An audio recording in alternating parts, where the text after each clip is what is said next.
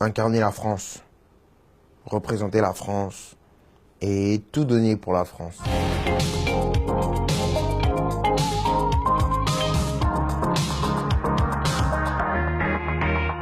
La Coupe du Monde, c'est autre chose, c'est le pays. Et le pays, il n'y a rien de plus fort. Représenter ton pays, tu représentes tous les gens de ton pays, tu représentes tous les Français. Donc moi, j'ai jamais eu l'occasion encore de disputer une compétition comme ça et ça doit être vraiment une émotion unique. C'est quelque chose d'extraordinaire. De dire que le sort de tous les Français, le bonheur de tous les Français est entre tes mains. Pour quel pays ça ferait pas de bien de gagner une Coupe du Monde? Non, bien sûr que ça ferait du bien, que ce soit sportivement, même socialement. Ça enlève plein de problèmes. Ça enlève plein de problèmes, une Coupe du Monde. C'est regardé par des milliards de personnes, vous imaginez? Des milliards de personnes. T'as le pays qui est heureux. Tout le monde est content.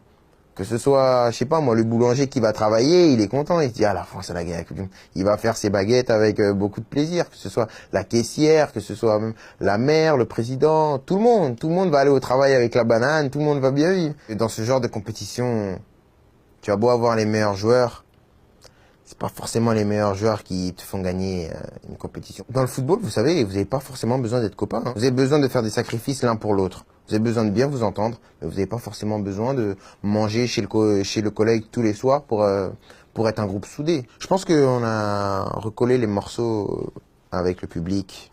Il y a un travail qui a été fait sur l'image, même sur le terrain. Les joueurs étaient exemplaires. Le public essaye de remonter avec nous, en fait. Et ça, c'est bien parce qu'en ce moment, on a l'impression qu'on ne fait qu'un, en fait. Je peux plus être monsieur tout le monde et, je sais pas moi, t'es chez toi, tu t'ennuies, tu fais une petite balade dehors. Tu vas prendre une petite glace, Non, c'est fini, ça. J'aurai même pas le temps de lécher la glace qu'il y aura déjà 500 personnes autour de ma glace. Rien ne te garantit que si t'es bon, tu vas réussir. Parce qu'il te faut plus que ça. C'est triste, hein? C'est triste, mais il te faut plus que ça. C'est quoi? Il te faut un mental à toute épreuve, déjà. Avant même d'être un bon joueur. Vous voyez, c'est un jeu, mais avant même de savoir jouer à ce jeu-là, il faut un mental à toute épreuve.